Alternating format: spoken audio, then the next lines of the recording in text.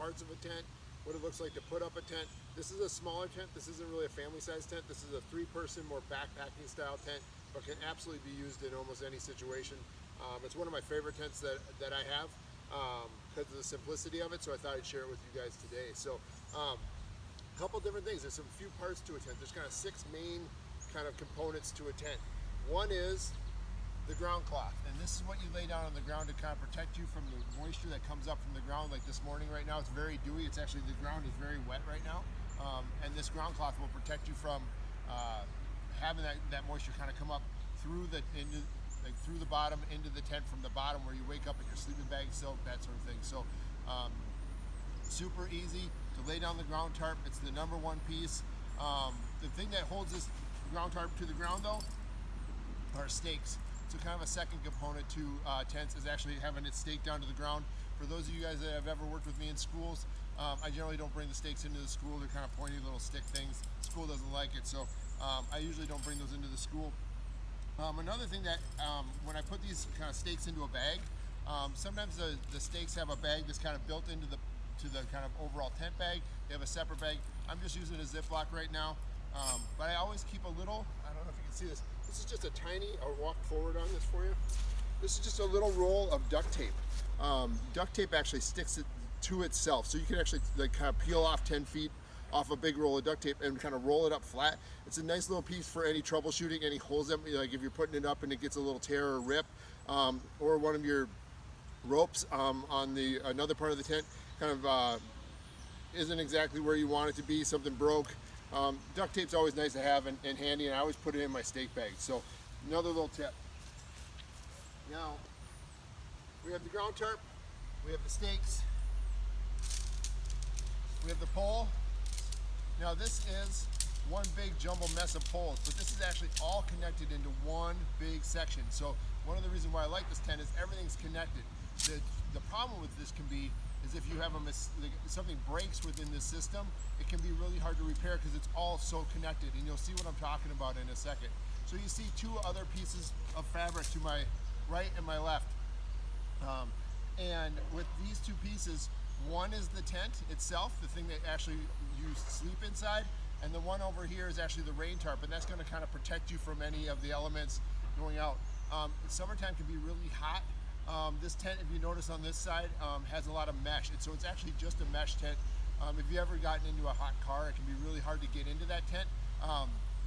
You know, like a hot car, you get in, it's just super steamy. If your tent's been sitting out all day underneath the sun, it can get really warm inside there. So when you try to go to bed at night, you know, on a July night, and it's still 80 degrees, your tent can be really uncomfortable. So I like this mesh tent for summer camping. It's kind of a 2-season tent. They have 3-season tents. They have 4-season tents even that are much more built for like winter camping and much thicker material, holds your heat in versus this type of tent that allows your heat to escape. So the last piece is actually the bags. So these bags, like I said, the Ziploc, this one actually holds the poles right here, and this actually holds your whole tent. One nice thing that you'll see with a lot of tents nowadays is that they actually include the directions right in the bag. So it's attached to the bag. If you can see this here, I'll come forward here. I don't know if you can see it, but the actual directions on how to build the tent are actually right there for you. And so if you show up on a campsite, it's a new tent, or you're with friends and they ask you to put up the tent, because really, if you think about going camping, it's really one of the first things that people do when they get out of their car. They get to their campsite, they're like, I just want to put up the tent first before the food comes out, before anything else comes out. Usually people are putting up their shelter. So a lot of times it's on the side, it's printed on the side of the bag. Or like I said, there's like almost like a little tag inside that shows you the directions. So something to remember, if you don't find them and they're not on a piece of paper, they're usually attached somewhere on the bag. So a couple different things with the tent. We have our ground cloth.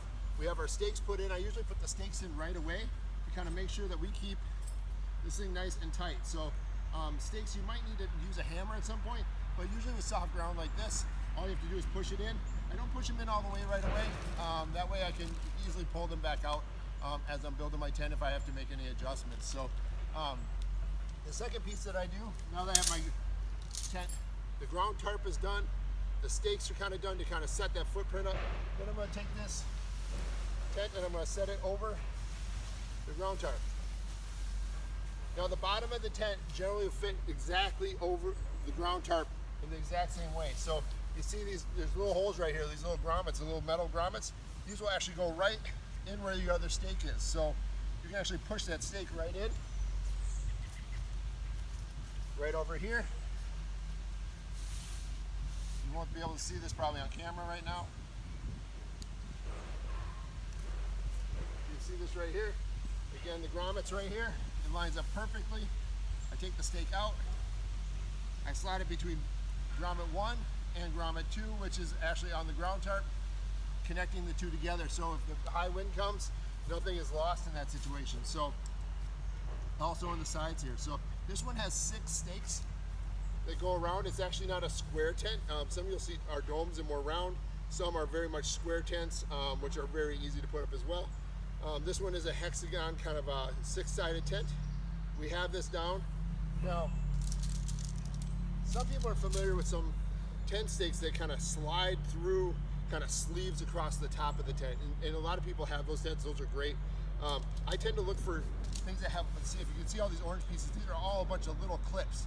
And they clip onto this, onto the poles, versus me needing to slide poles through it. I find that a little bit easier, especially if it's foul weather and you need to put up a tent quick. You're not having to try to, especially if it's raining, when tents get wet, they get really like, it's kind of like trying to put on like a wet sock. Like it's just not fun, and you're trying to like put that over your foot. And same thing with tents. If it's raining out and you're trying to put up a tent up quick, trying to slide a pole through a really wet piece of fabric is not fun. So this tent again is all, look at this, all this stuff. Super easy to put up though. So it all goes together, but if you can see they all have bungee cords in between, so it goes together pretty quick. As you're putting this together, it kind of will slide itself into place. And this one turns into a kind of a big double Y. I don't know if you can see that, but it's super simple. All we're going to do is put it on the 4 corners, and this thing will just stand right up. So super easy to put in. Pop it in here.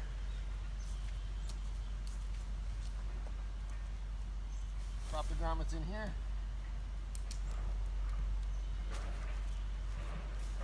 Now these poles will bend. They're designed to bend, so it'll feel a little awkward. You have to kind of be slow but also firm, and understand these poles are designed to make this bend happen. So you feel like you might be breaking them, but as long as you go smooth, they'll take over the grommets now.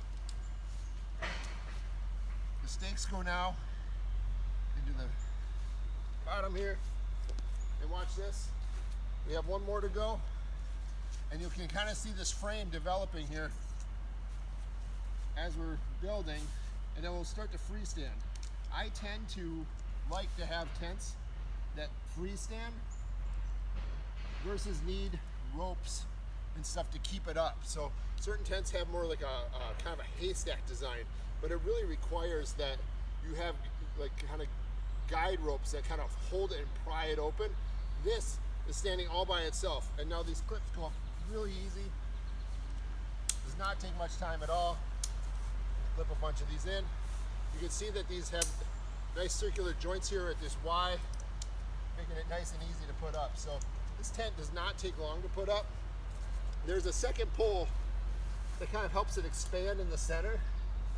If you imagine on angles, if you ever see my my tarp video, when you put up like a lean-to or there's an angle, you lose a lot of headspace over on this side on a triangle design. And some tents, this one included, tries to maximize space. So if you can kind of see this triangle in the front, you lose kind of all this headspace right here if you were to sit in here. This next pole right here maximizes that headspace. So it goes across like this, goes down in the grommets here,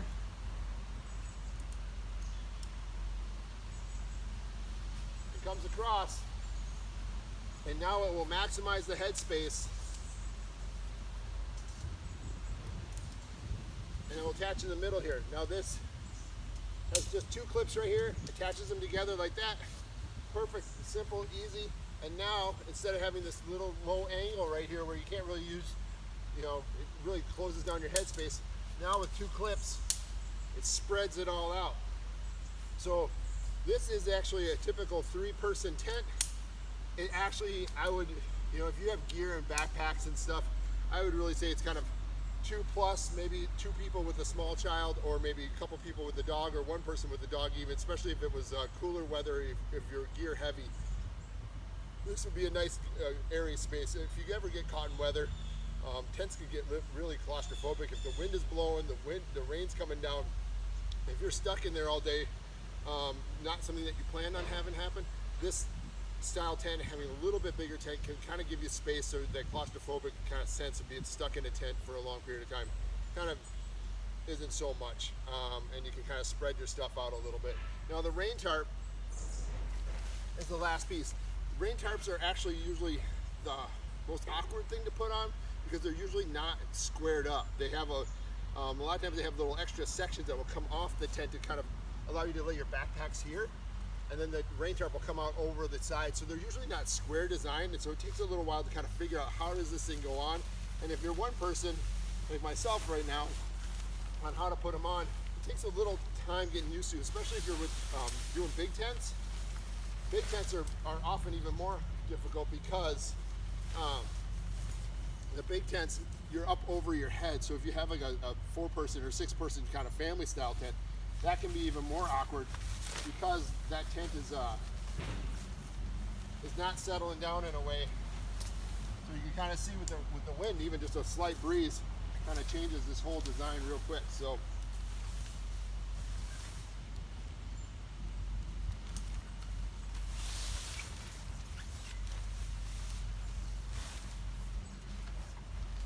yeah, there we go. So, and then you get that rain tarp design. So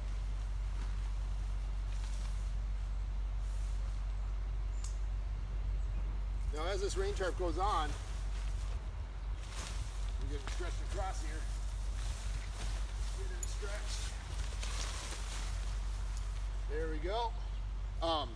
Now that rain tarp, I'm not going to spend all the time having you guys watch me put on the guidelines, but most of these tents are going to have long strings, and those will stretch the rain tarp out away from the tent. You'll also notice that there's lots of space between the tent and this pole, and that's because if it does rain, you don't want this rain tarp touching this tent. It will start to create a wicking capacity. If you've ever seen like an oil lamp from like back in the day, you'll see like the oil at the bottom, and it's just like a little wick, and there's like a little string or whatnot coming up, and that oil will travel up through that wick to the top of that old-fashioned lantern. The same thing will happen here. If this rain tarp is really wet and it starts to touch this tent, it will kind of like leak through, and then you'll start to see dripping. So to have nice space between the pole and this tent, and then also on the outside of this, now the rain tarp, it's a really good design to kind of keep that rain off of the tent. So if you do touch the tent, that rain's not coming through. So again, this one is the most awkward to put on, because as you can see, it kind of floats on. And this is also where you need to use the guide wires, and that's what the other stakes are for. So at the end of each string with this rain tarp is a little loop. You put the stake through there, and then you stretch it out to the side. So that's how you end up building tents. Again, kind of 6 components. 1 is the ground tarp, 2 is the tent, 3 is the poles, 4 is the rain tarp, 5 are the stakes, and the last piece again is the bag. Now, I am not going to have you watch me put this tent back together, but there is an art to folding this back up.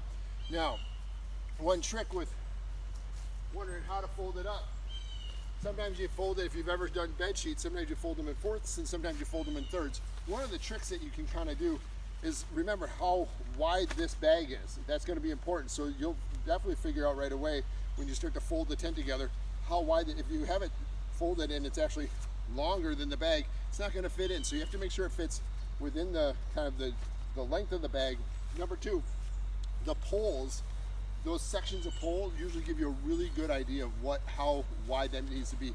If you get good with your tents and you know them really well, you'll know it needs to be in 3rds. They fold it in 3rds or fold it in 4ths. So this pole right here, that's the section of pole right here. So I know it needs, my tent when I fold it, needs to be folded in about that amount of section. So not very wide. So this pole gives me that, it helps me determine how far it needs to go. I'll put this back in place here. If you remember another video I did, I talked about troubleshooting, like should a pull like this break. This is a very common thing right here. And on those hinges where these pulls break, kind of go together, there are times where those will break. There are ways to fix them. That's on another video. Feel free to check that out. Again, this is like a 3-person tent, 2-season with the nice mesh, so all that heat escapes during the day, especially in the summer. You've been hiking all day or playing all day outside, and all of a sudden you get in your tent and it's even warmer, and you're actually looking to cool down and kind of have a nice night resting in the tent. So again, 3-person tent. Thanks so much. 6 key components again: ground tarp, tent itself, poles, rain tarp, stakes, and then all the bags that it comes with. And when you leave and pack up, you really want to do like not only a double check, almost like a triple check that you haven't left. Stakes are very common to leave behind. The stake bag, you're rolling everything up. I tend to roll everything up like a burrito so it all rolls in one piece. So I have the rain tarp on the bottom, then I fold the tent on top, then I have the rain tarp in there, or the ground cloth, then the poles, and then the stakes. It all rolls up into one thing and slides into this bag at the end. So take care, guys. Have a great day. Bart the Nature Guy.